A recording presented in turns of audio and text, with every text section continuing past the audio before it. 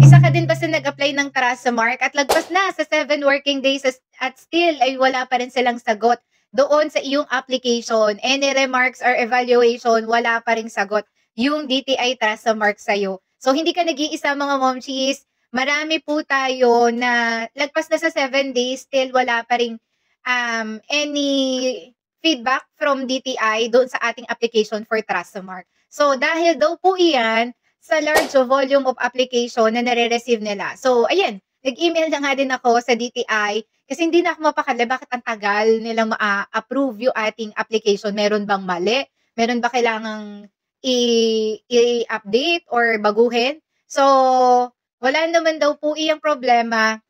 Still processing pa din siya. Ang kailangan lang nating hintayin is yung kanilang remarks.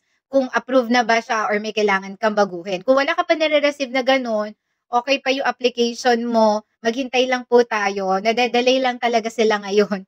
Kasi ayan, ang dami na gusto nang mag-apply nung DTI Trustmark. So, yun lang mga momshies, yung deadline ng ating DTI Trustmark ay December 31 na, ganun din sa platform.